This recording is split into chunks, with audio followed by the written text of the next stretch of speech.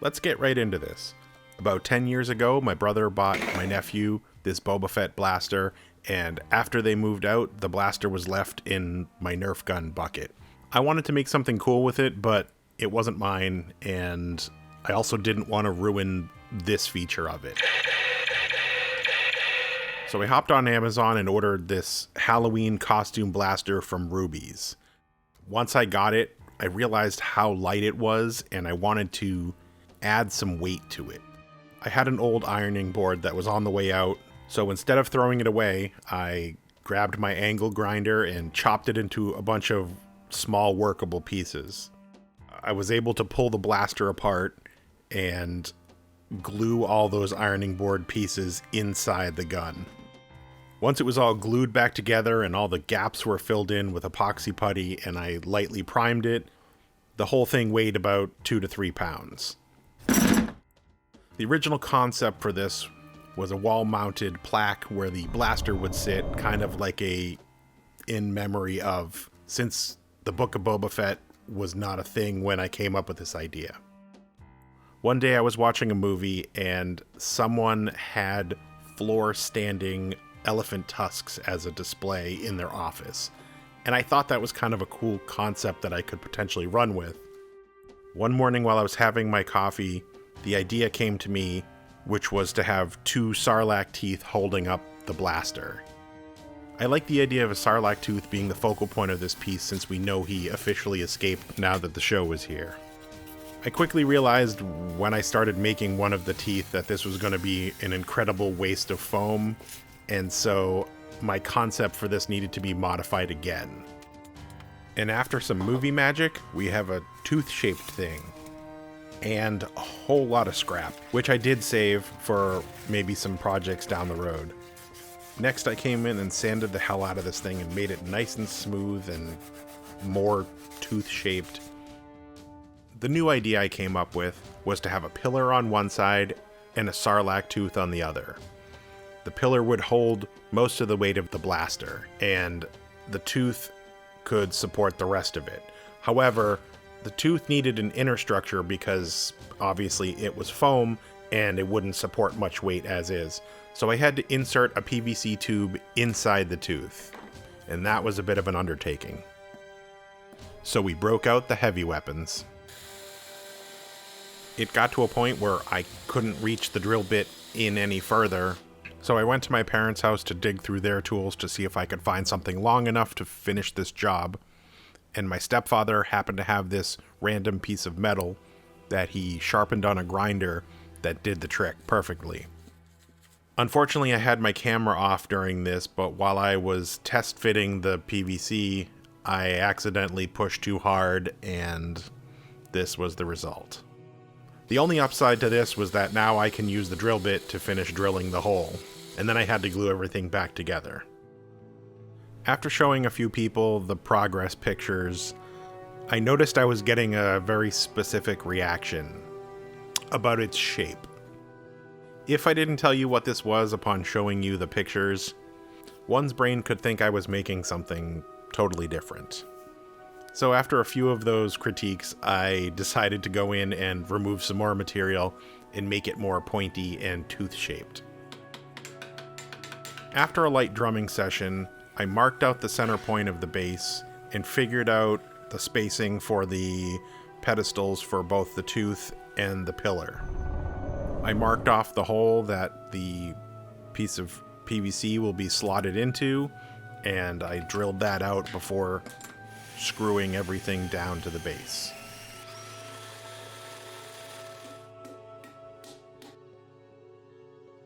After attaching the disc for the tooth, I started working on the pillar, and I don't know what this pillar was made out of, but during the process of drilling the pilot holes to attach the base, this happened.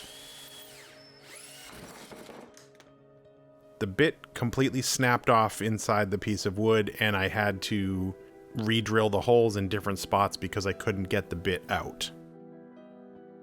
Now that I had that squared away, I could mark off the placement where I want the hooks to be and drill those pilot holes.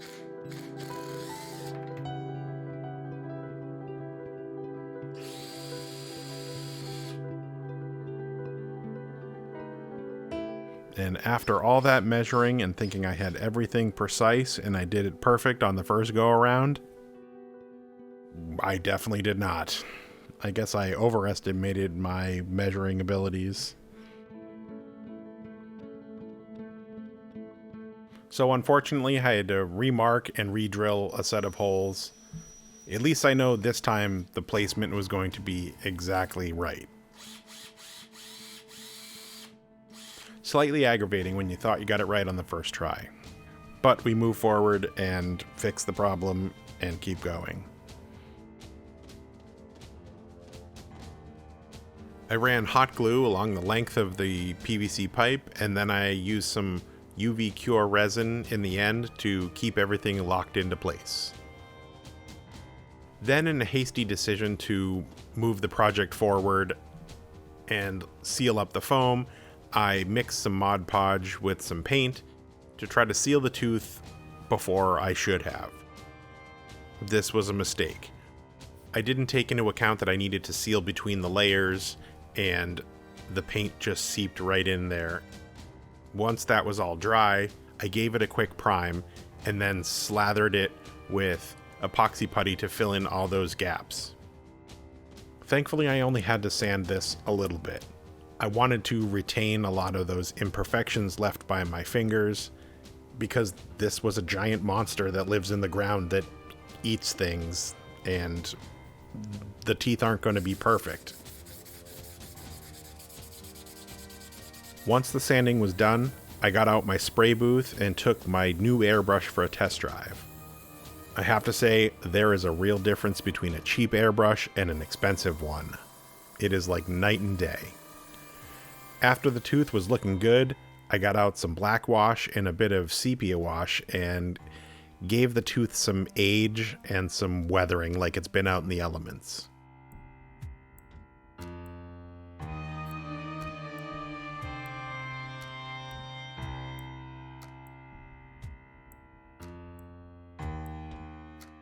With that out of the way, I got to working on the pillar and the base, and this is where things started to go wrong.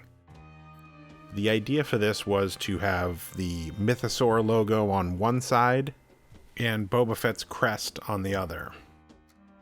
I primed the pillar white and I masked off the bottom so I could add sand to the base. After a layer of Mod Podge, I used some tile grout and some medium grit scenery sand. I had it laying around and I thought it would look nice. I sprayed everything down with isopropyl alcohol and then sprayed the whole thing down with some more Mod Podge. After that was all dry, I went in and painted the edge of the base black, as well as the pedestals that the tooth and the pillar were set upon. I liked the way it looked, and it gave a nice separation between all the elements. I masked and painted half the pillar green that would go under the Boba Fett crest, and the other half bright yellow that would go under the Mythosaur. As for the logos that were going to go on the pillar, I tried to cut them out of paper, and that was a tremendous fail. I have a friend who has a vinyl cutter, and he helped me out by cutting all the logos to use as stencils.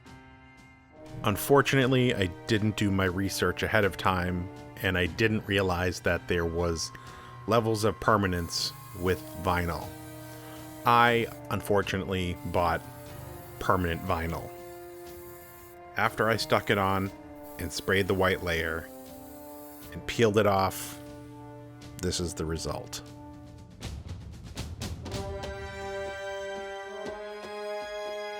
Instead of repeating the same mistake twice with the Mythosaur logo, I decided to cut out the middle part and use the vinyl itself as the stencil without sticking it to the pillar.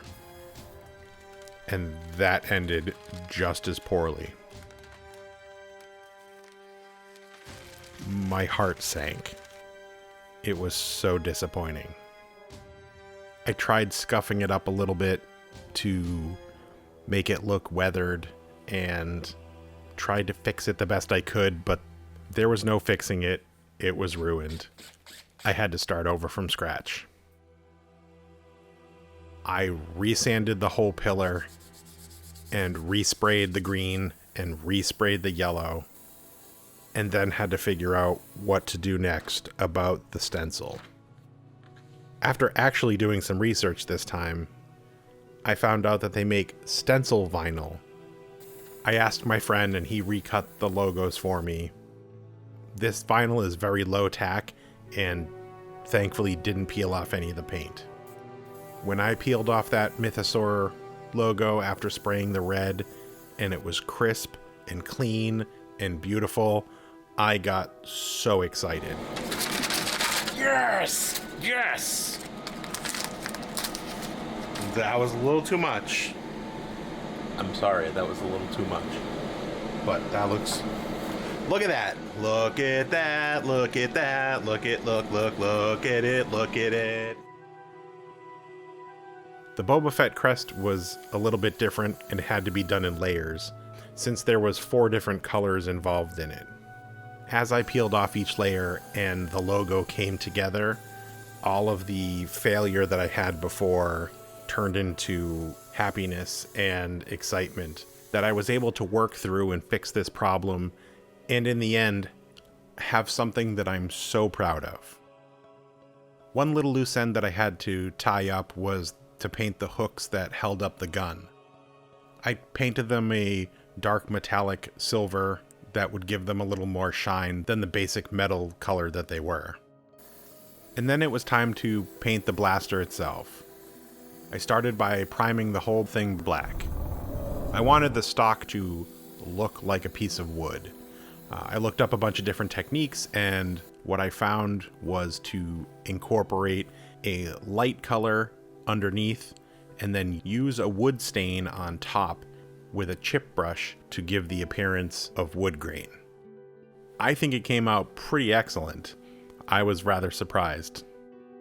Once the stock was finished, I went over the whole blaster again with black just to make sure I didn't miss any pieces. I masked the diamond shape that was in the handle and sprayed that the same color red as the Mythosaur logo. I also decided to use rub and buff on this instead of a dry brush technique. For anyone who's using rub and buff, the advice holds true that I was given. Start small and use it sparingly. Once it's on, and it's hard to buff off, but you can always add more later. There's your tip for the day.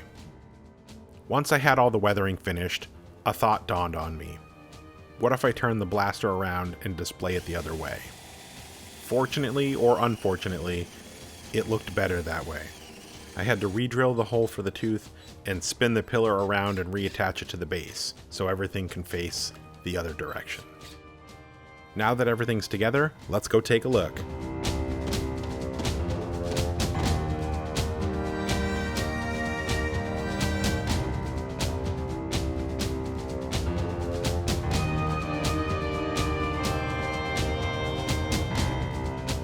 Thank you for checking out my project. If you like this video, please consider liking and subscribing, and I'll see you next time.